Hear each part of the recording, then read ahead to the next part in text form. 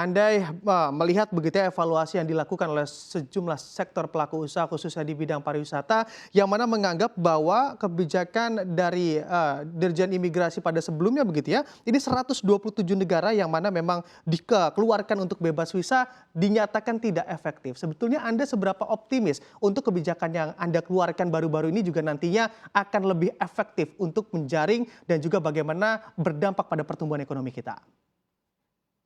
Bukan 123, 169, lebih Oke. banyak lagi yang bebas visa, ya kan? Nah, tetapi kan di sisi lain ini tidak resiprokal. Ya. Orang Indonesia mau ke Eropa atau ke Amerika atau ke negara-negara destinasi wisata atau bisnis itu harus apply berbulan-bulan untuk mendapatkan visanya. Ya tentunya di sini harus resiprokal. Ya, kita harus duduk sama rendah berdiri sama tinggi. Kemudian juga harus memberikan manfaat buat Indonesia. Kemudian dari sisi faktor keamanan juga kita perhatikan. Dan realitasnya ketika 169 negara itu kita tetap kita tutup, ya, yang datang ke Indonesia malah lebih banyak. Begitu. Jadi menurut data yang masuk ya, di tahun 2023 itu kedatangan warga negara asing ya, ke Indonesia itu lebih banyak daripada tahun 2019 sebelum pandemi. Jadi adalah satu fakta bahwa orang ingin berkunjung ke Indonesia bukan didasari oleh visa 0 rupiah, ya, gratis. Ya mereka harus pakai visa Oke. untuk kita bisa melakukan telaah apakah ini warga negara yang berkualitas atau tidak, gitu kan? Good quality travelers. Kalau enggak yang masuk ke Indonesia kriminal, teroris, penjahat, online scammer, ya, dan masih banyak lagi yang lainnya. Ini yang baru kita tangkap di beberapa daerah, di Batam dan lain sebagainya. Ini masuk ketika mereka memanfaatkan kondisi yang tidak menggunakan bebas visa, begitu kan? Oke, baik. Pak Silmi, untuk kebijakan baru ini apakah memang sudah berlaku atau memang Anda misal saat ini belum berlaku akan diberlakukan kapan Pak Silmi? Sekarang sudah berlaku. Ya, untuk yang tadi visa untuk sports, kemudian music and art, itu online. Ya. Bisa diakses sekarang di www.evisa, ya, .imigrasi.go.id. Kita sedang promosikan, kita sedang populerkan, sehingga para pemohon itu tidak perlu lagi datang ke kedutaan. Kan ini akan sangat mempermudah dimanapun mereka berada. Ya kan, kita pakai, kalau kita mau ambil visa Amerika misalnya harus ke kedutaan besar Amerika. Ya kan? Jadi untuk mendapatkan visa Indonesia dengan jenis-jenis yang semakin lengkap itu mudah. Nah inilah yang menurut saya kita harus tunjukkan bahwa Indonesia itu lebih baik bagi siapapun. Bahwa masih ada masalah-masalah, ya tentunya kan tidak bisa semuanya bisa beres dalam satu waktu kan. Jadi bertahap kita rapikan. Termasuk juga pelayanan di TPI. TPI itu tempat pemeriksaan imigrasi.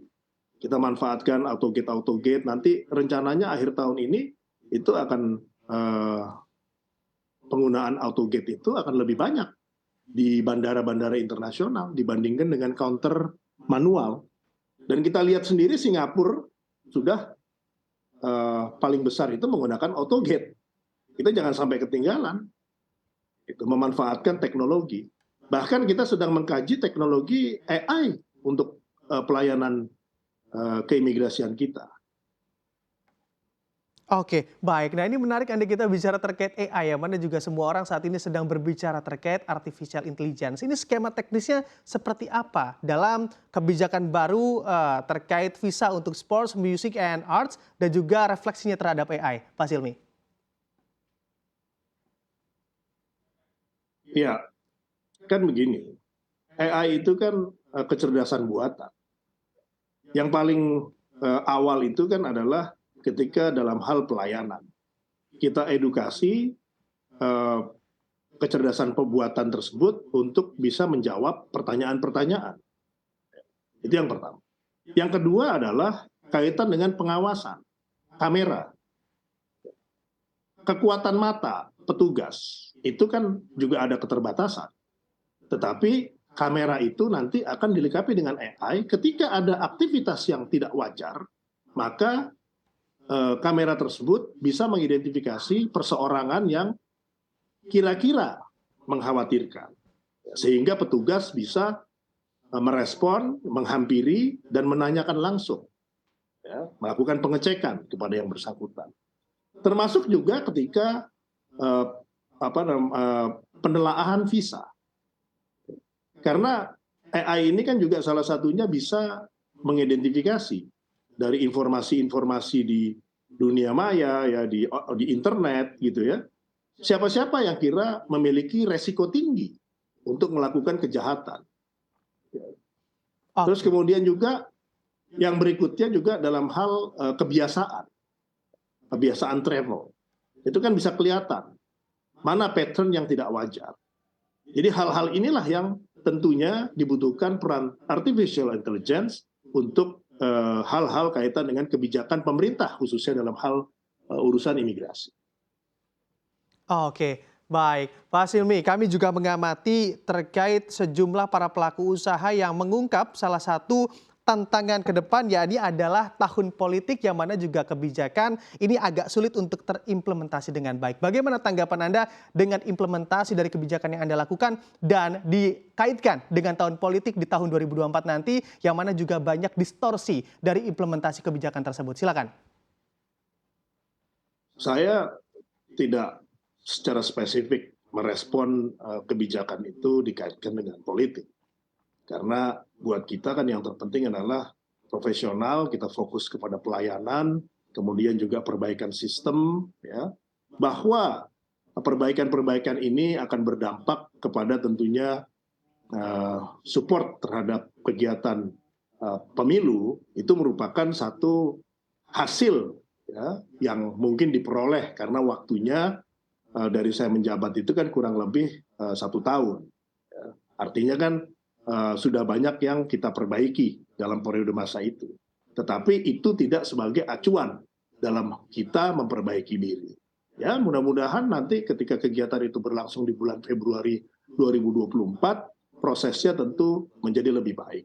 Kan ada juga gitu beberapa anggota kami ya, petugas imigrasi yang mendapati warga negara asing yang kira-kira melakukan pelanggaran-pelanggaran. Terus kemudian juga banyak warga negara Indonesia yang ada di luar negeri tidak memiliki dokumen keimigrasian. Nah, hal-hal inilah yang tentunya dari sisi kami kita memberikan layanan kepada masyarakat ya di luar negeri karena sebenarnya agar mereka terlindungi hak-haknya sebagai warga negara. Bahwa kemudian paspor tersebut bisa digunakan oleh mereka dalam berpartisipasi kepada pemilihan umum itu kan merupakan satu hak yang memang melekat pada dirinya gitu kan. Jadi sebenarnya tidak ada agenda khusus maupun juga tidak ada hal-hal yang menjadi acuan dalam hal kita bicara politik. Oke, Dan baik. kita profesional karena kita kan sebenarnya eksekutif.